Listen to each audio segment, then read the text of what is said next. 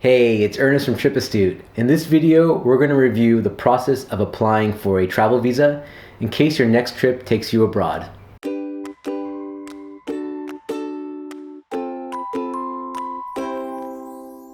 Applying for a travel visa is one of those things that can seem pretty confusing, especially since it seems like every country has a different requirement.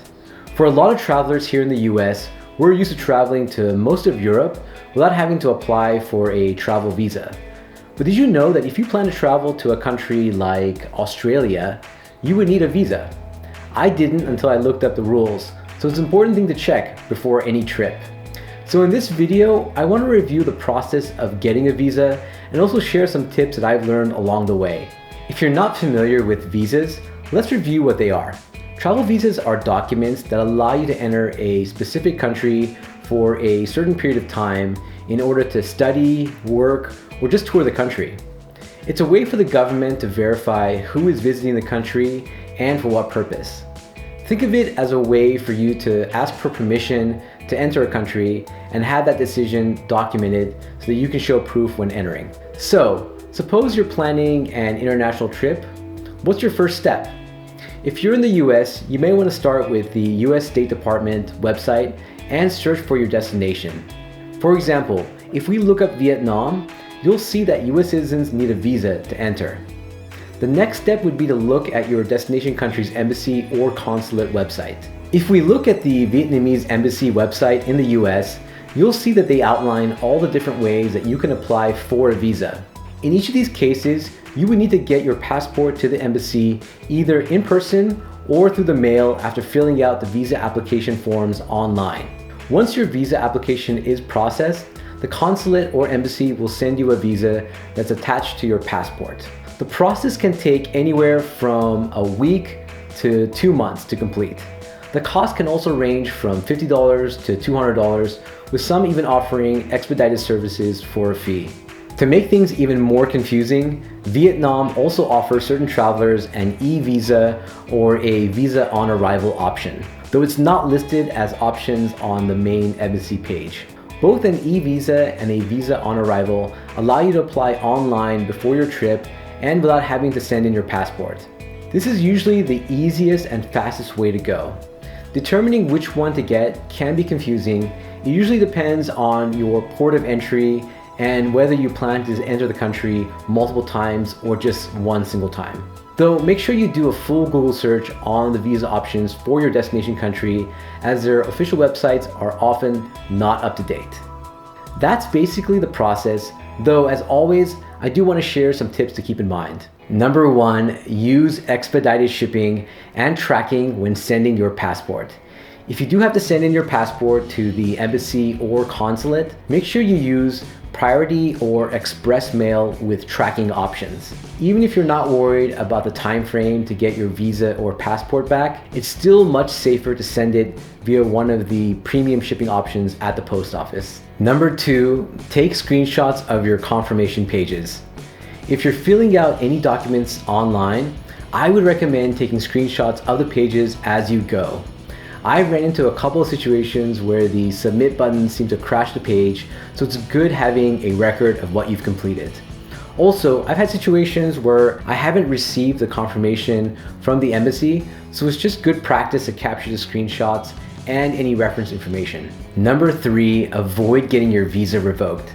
Keep in mind that even though you may be granted access to the country through your visa, it can easily be revoked, especially if you break any laws while traveling in the country. Be especially cautious of the local laws.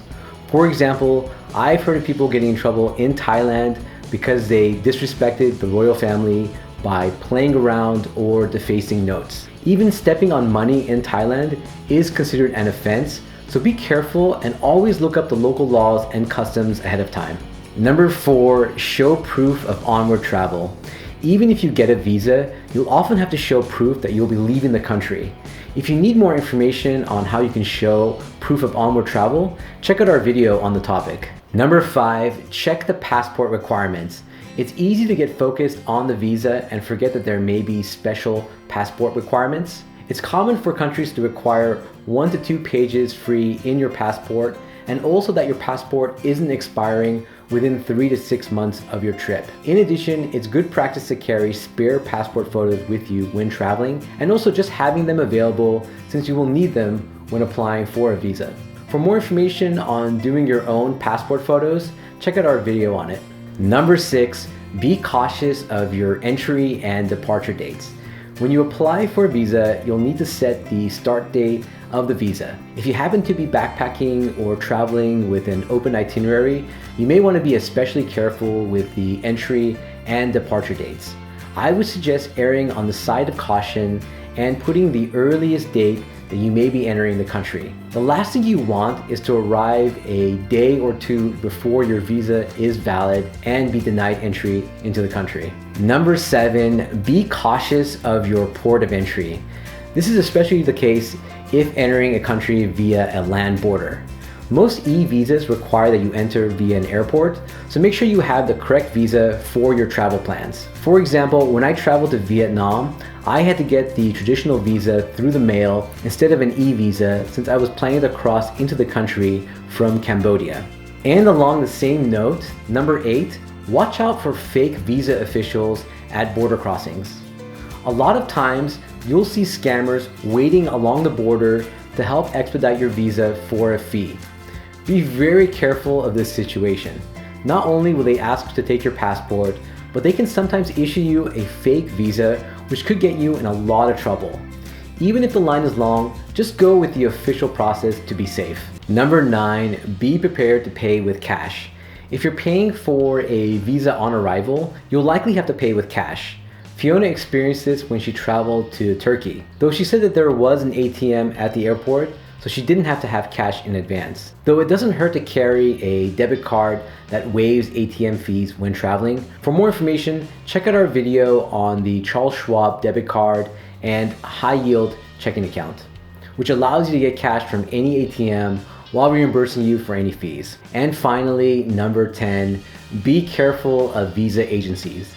There is a whole industry of visa agencies that will process and expedite your visa for a fee. Not all of these businesses are a scam, and some can actually help you get a visa pretty quickly, especially when dealing with inefficient governments.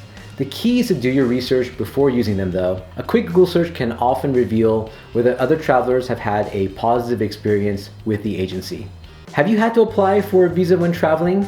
Did you run into any issues or learn things that you wish you had known before? If so, please share them below in the comment section. If you enjoyed this video or found it useful, please give it a thumbs up and consider subscribing. Also, check out our website and subscribe to our newsletter for travel articles, updates, and information on giveaways. Until next time, travel safe and travel smart.